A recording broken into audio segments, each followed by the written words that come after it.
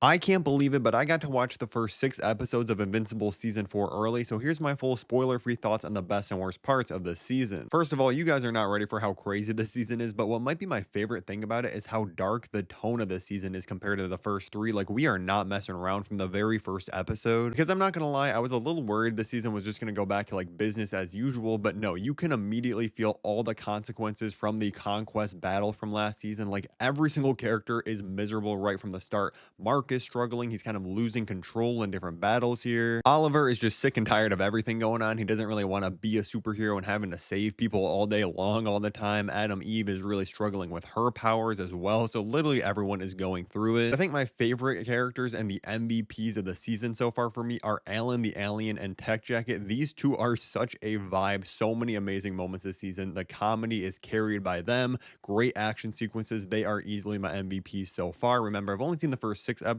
so there's definitely going to be a potential for Thragg to become the MVP by the end of this. Speaking of the man, the myth, the legend, Thragg himself, yes, this character is done so perfectly, in my opinion, this season. Lee Pace as the voice is so menacing. Like, I could not imagine a better pick. Complain about it not being comic accurate all you want, which is an insane thing to do since comic books do not have voices, but I absolutely love him in this season. Now, keep in mind, he is kind of reserved for these first 6 episodes. Like, he definitely comes out, has some great scenes in here, but for those first few episodes, don't expect to see a ton of Thragg. They definitely kind of hold it till later in the season, but the wait is really so worth it because when he does end up showing up and every scene he has is an absolute show stealer of the entire episode. Now, it's not like Thragg's the only villain this season. We got lots of old and kind of reoccurring villains showing back up from Mark's past this season, but it does a good job at not feeling like, oh, I've already seen this fight before. I'm sick of it, because I'm not gonna lie, when some of these characters showed up again, I was like, okay, these guys again, who really cares? But they actually have something really interesting or a big twist that happens with every battle that keeps you at the edge of your seat and actually advances the story in a really interesting way.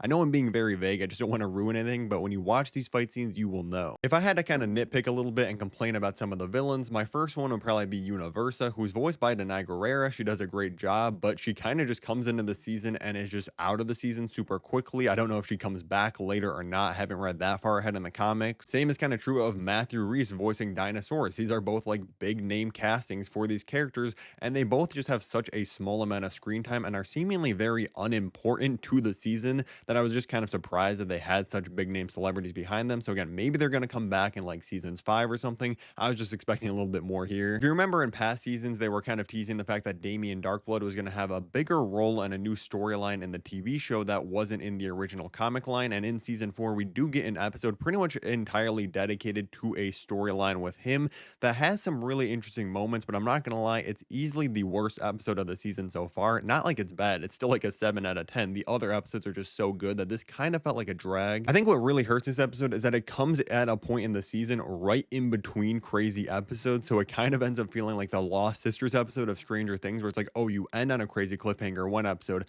then you just go on this like random detour that feels like, well, what are we even doing here? This has no consequences to the main storyline. Then you get back to absolutely insane peak stuff, and I feel like this storyline easily could have been done in like half the time. It did not need to be like 40 minutes long of an episode, because that's not bad. There's some really interesting lore and stuff you learn in this Damien Darkblood side quest episode. Yes, Mark is still in the episode, so that's good at least, but you can definitely tell they were just kind of padding out the runtime of this. There's definitely some scenes where they literally are just saving on the animation budget and skipping over fight scenes that happen in the background, which I'll use to just transition to talking about the animation on this season overall, because obviously the animation quality of this series is one of the most highly debated and hottest topics around this show, and I think it is very similar to season 3. I think there's a few more big fights, especially earlier on in earlier episodes, that you can tell, oh wait, they actually took their time on this. They gave it plenty of budget resources. I really want to emphasize, yes, all the fight scenes and battles are done well. They're really well animated. It doesn't take away from the scenes whatsoever. I just don't think anything is like, oh my god, this is mind-blowing so far. Keep in mind, I haven't seen episodes 7 and 8, which probably have the craziest fights of the season yet. I just don't want people to get their expectations way too high because you saw like one impact frame of Thragg in an Instagram reel. Because the reality is, for a lot of the quieter moments of just two characters talking and stuff, there are still moments where it's like, oh yeah, I'm looking at one still image for a little bit too long and stuff. You can definitely tell they take their shortcuts, but that's just the reality of making a 50-minute long animated show. It looks good enough for me. I'm happy with it. And like I said, they nail all the big battles, which is really the most important part of the animation quality. I can look at two still images talking to each other. One of my favorite moments of the season is that we really get a lot into the history of the viltrumites and a lot of the lore there, and there are some absolutely stunning sequences when you explore more of this history, what really happened and was going on. That absolutely blew me away this season. But I think the smartest thing about this season is how it smartly makes you care about so many little personal stories as you're building up towards the big Viltrumite war. Because I know obviously Thragg and all the big fight scenes are going to get the headlines,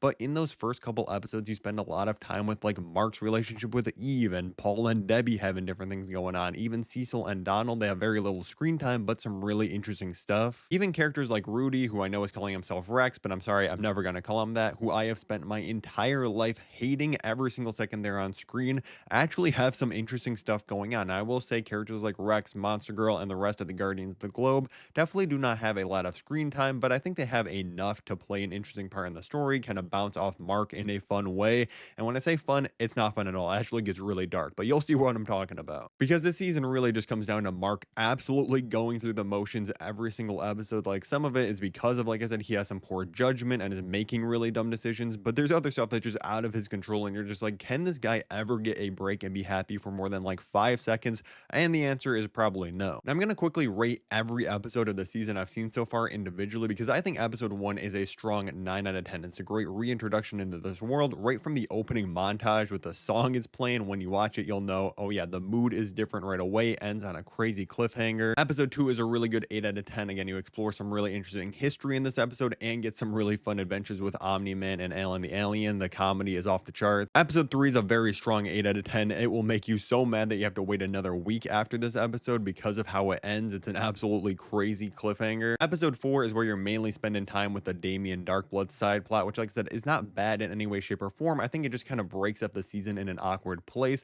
so it's easily the weakest, but it's still an enjoyable 7 out of 10. Then the season hits its stride because we get to episodes 5 and 6, and I'm just letting you know, I gave both of these episodes a 10 out of 10. We are getting way more into the Viltrumite War, getting into space, Thragg's thrown way more into the mix, and everything is just getting insane. Like the battle sequences and twists that are happening in these 2 episodes are absolutely stunning. And before season 4, my ranking of the seasons, where last place is season 2. I think that's pretty easily the weakest of the entire show. Then in second place, I have season 1, which is an almost perfect season of television. I just think season 3 is the best that we've had so far. But I'm not going to lie, if the last 2 episodes of season 4 can keep on the same quality as the rest of the season, and especially episodes 5 and 6, this might be the runaway best season of the entire show. It really just feels like this show is hitting its stride. The stakes are bigger than ever, but at the same time, we're getting some really interesting personal stories with all these different characters going in very different directions than previous seasons. And of course, you throw in Thragg in the mix, and it really is just insane so far. Now, if you made it this far, drop a like on the video. Make sure you're subscribed, because I'm going to be going insane with the Invincible seasons this video. I'm going to have full-on reactions, episode reviews every single week.